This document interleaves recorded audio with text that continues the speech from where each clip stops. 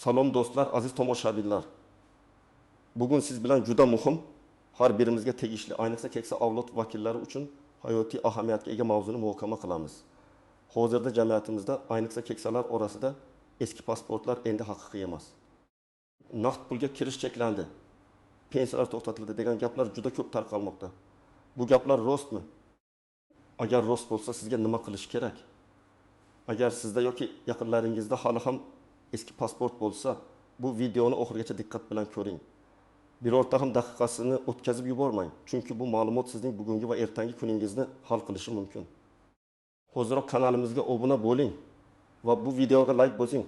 Shunda bu muhim ma'lumot ko'proq odamlarga yetib boradi va ular ham xabardor bo'lishadi.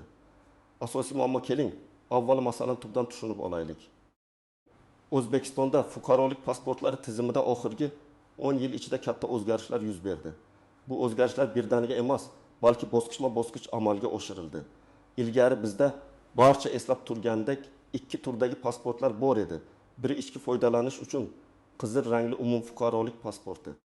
Uni ko'pchilik propiska pasport deb atar edi.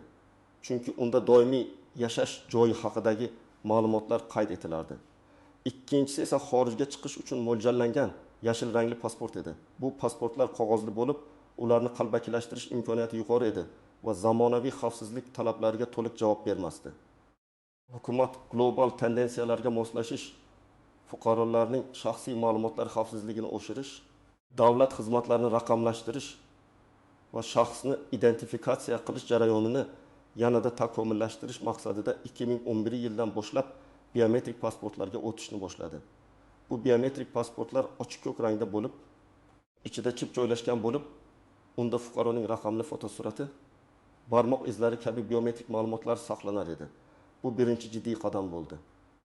Biroq bu jarayon ham oxirgi nuqta emasdi.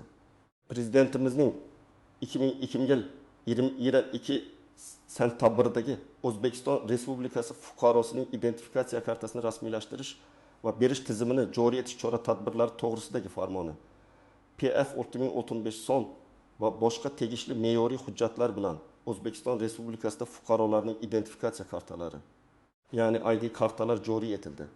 Bu ID kartalar plastik shaklda bo'lib, o'zida ham ichki pasport funksiyasini, ham xorijga chiqish pasportining ayrim elementlarini, masalan, ayrim davlatlarga kirish uchun mujassam etgan eng zamonaviy shaxsni tasdiqlovchi hujjatdir. Asosiy muammo shundaki, eski qog'ozli pasportlar, ya'ni 2010 yilgacha bo'lgan qizil pasportlar ma'lum bir muddatdan keyin o'z kuchini yo'qotishi e'lon qilingan edi. Bu muddatlar qanday belgilandi va nima uchun?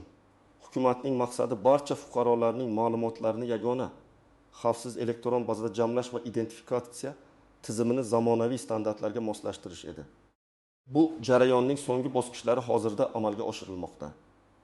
Eski qog'ozli pasportlar uchun amal qilish muddati Prezident farmoni bilan 2022 yil yanvardan 2023 yil yanvargacha, keyin esa 2024 yil yanvargacha bosqichma-bosqich uzaytirildi.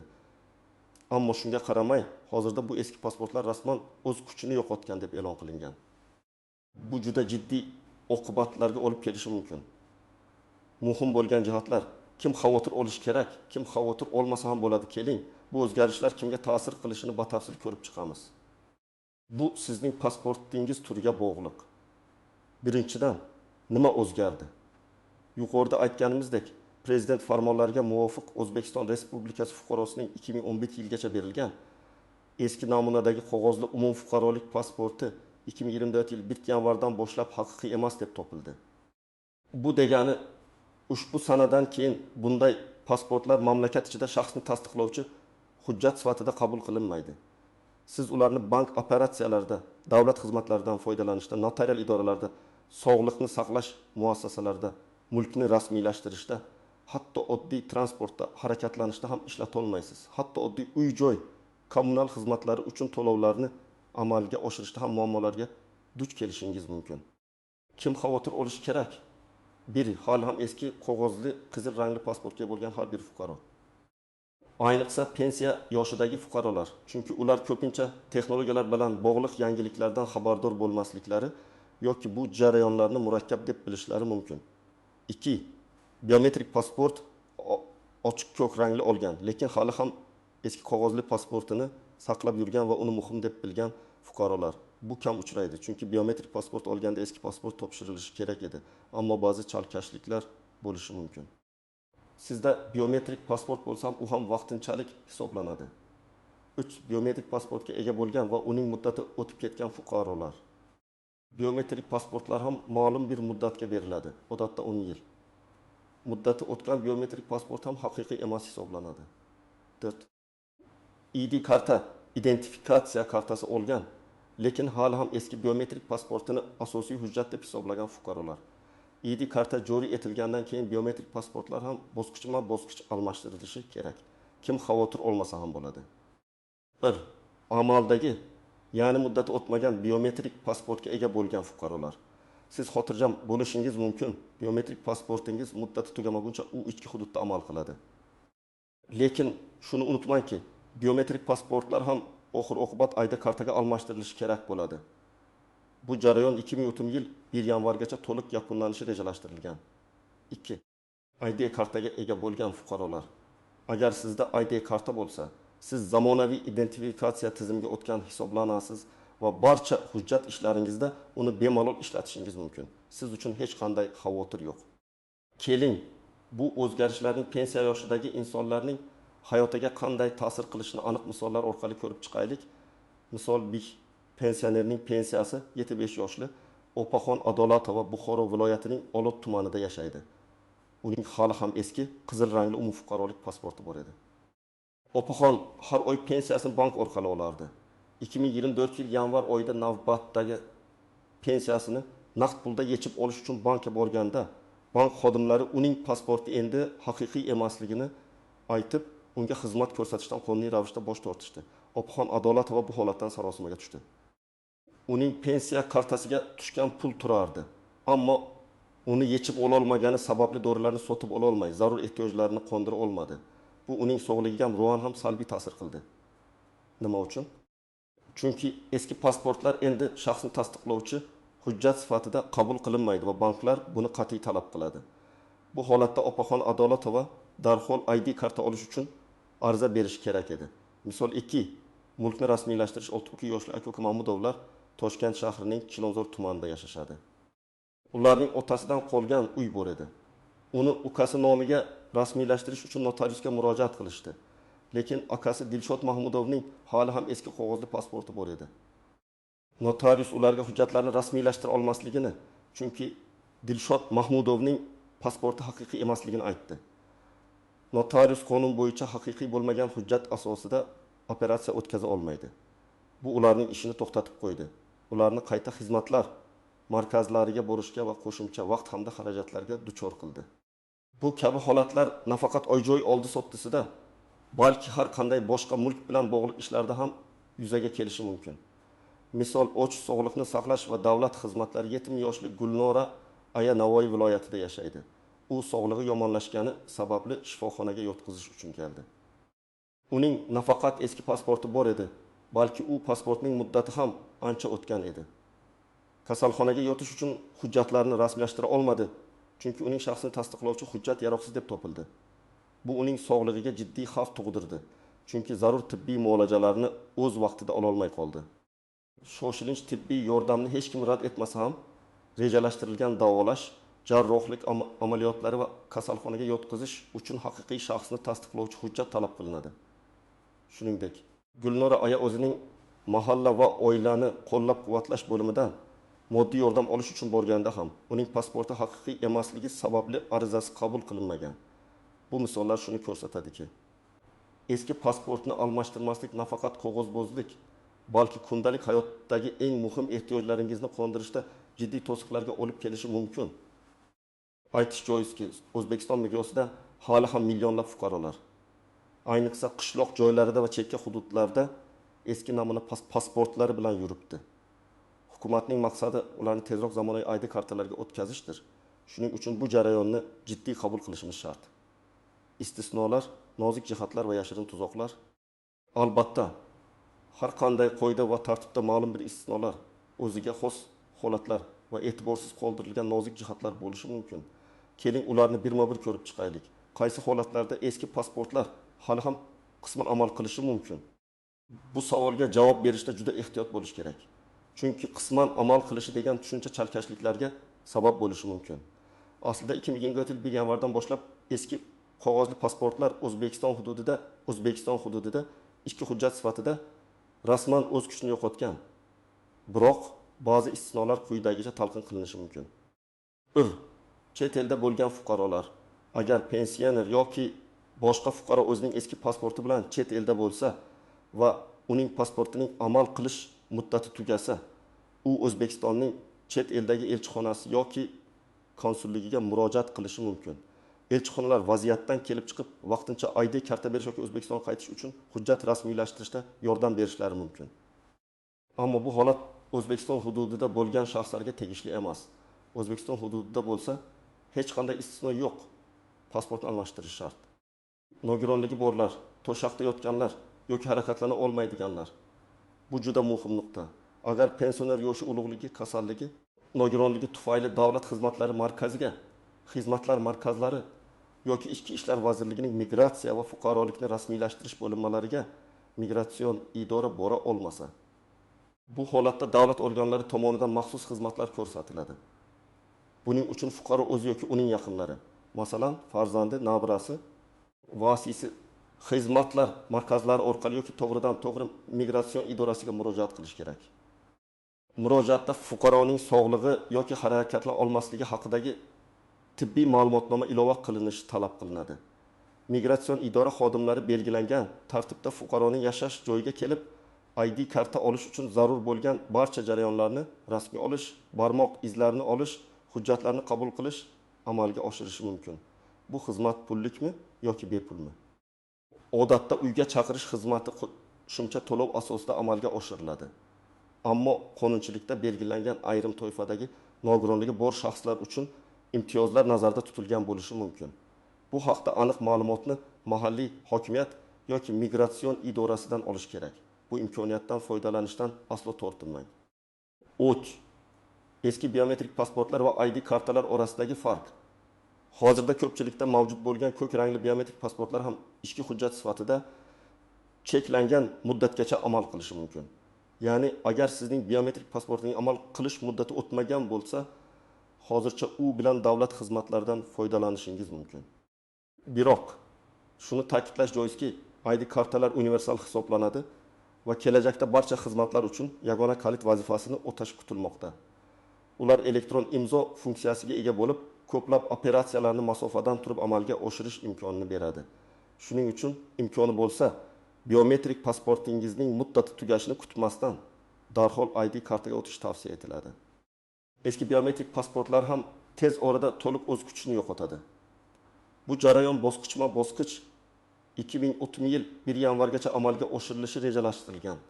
Shunday ekan, biometrik pasportga ega bo'lsangiz ham uni ID kartaga almashtirishni rejalashtirib qo'ying.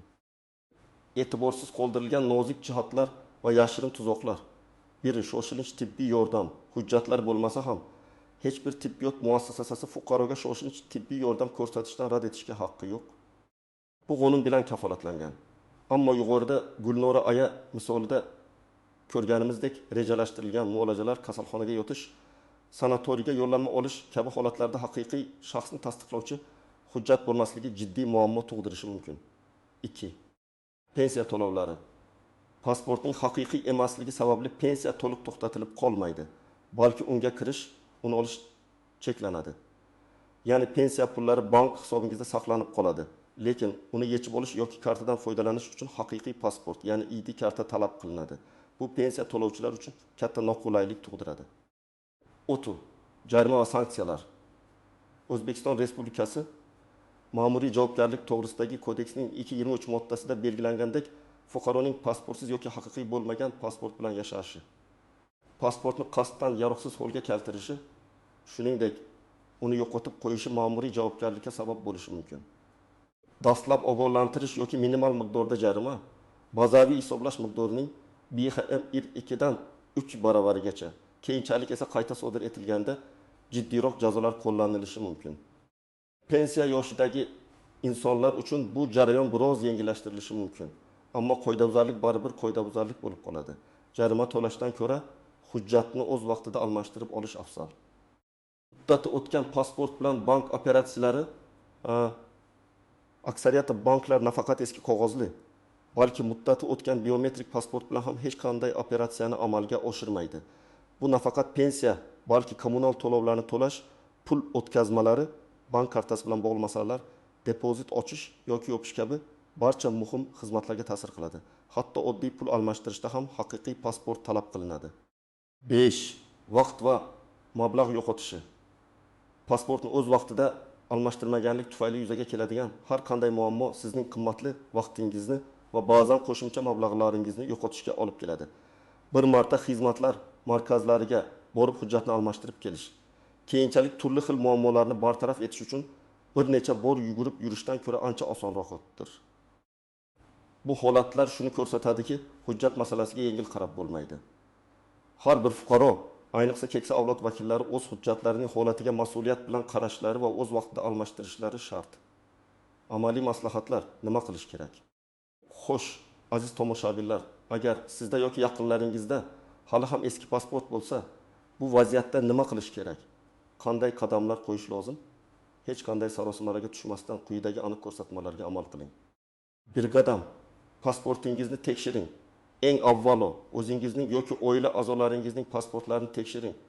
U qanday turda ekanligini aniqlangan eski qog'ozli, qizil rangli umumfuqarolik pasporti. Agar sizda shu turdagi pasport bo'lsa, unda darhol harakat qilishingiz shart. Bu pasportlar rasman o'z kuchini yo'qotgan. Biometrik pasport, ochiq ko'k rangli chipi bor.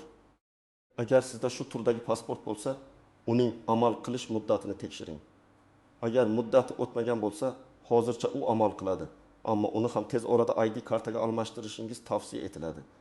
Agar muddati o'tgan bo'lsa, uni ham darhol ID kartaga almashtirishingiz kerak. Va ID karta, kichikroq plastik karta. Agar sizda ID karta bo'lsa, siz xotirjam bo'lishingiz mumkin. Sizda hamma narsa joyida. Ikki qadam kerakli hujjatlarni tayyorlang. ID karta olish uchun sizga ma'lum bir hujjatlar to'plami kerak bo'ladi. Ularni oldindan tayyorlab qo'yish jarayonini tezlashtiradi. Eski pasportingiz agar u yo'qolgan bo'lsa, mahalla profilaktika inspektori yoki ichki ishlar bo'limidan pasport yo'qolganligi haqida ma'lumotnoma olishingiz kerak bo'ladi. Tug'ilganlik haqidagi guvohnoma agar mavjud bo'lsa, uni ham olib boring. Nikoh guvohnomasi. Agar turmush qurgan bo'lsangiz, uni ham tayyorlang. Bolalaringizning tug'ilganlik haqidagi guvohnomalari, agar voyaga yetmagan farzandlaringiz bo'lsa, ularning ma'lumotlari yangi ID kartaga kiritiladi. Harbiy guvohnoma, agar harbiy xizmatga majbur bo'lgan fuqaro bo'lsangiz, buni ham taqdim etishingiz talab qilinishi mumkin. 35x45 ismli o'lchamdagi rasm ayrim holatlarda kerak bo'lishi mumkin, lekin ID karta uchun joyida raqamli foto suratga olishadi. Shuning uchun bu majburiy emas. Davlat boji to'langanligi haqidagi kvitansiya. Bu juda muhim qism. Davlat boji summasi doimiy o'zgarishi mumkin. Shuning uchun uni xizmatlar markazlarida yoki migratsion idorasida aniqlashtirish kerak. Odatda bu bazaviy hisoblash miqdorining BHM 10 RMB atrofida bo'ladi. Pensiya yoshidagi shaxslar uchun ushbu bojdan ozod etilish yoki imtiyozlar berilish holatlari qonun bilan belgilangan bo'lishi mumkin, lekin bu haqda joyida so'rab bilish lozim. Hozirgi kunda ID karta rasmiylashtirish uchun belgilangan davlat boji BHMning 20% tashkil etadi. 3 qadam. Qayerga murojaat qilish kerak? ID karta olish uchun murojaat qilishning ikkita asosiy joyi mavjud. Asosiy joy davlat xizmatlari markazlari, xizmatlar markazlari. Bu joylar O'zbekistonning har bir tuman va shahrida mavjud bo'lib, fuqarolarga qulaylik yaratish uchun bir darcha tamoyili asosida tashkil etilgan. Bu yerda bir nechta davlat xizmatlarini bir joydan olish mumkin.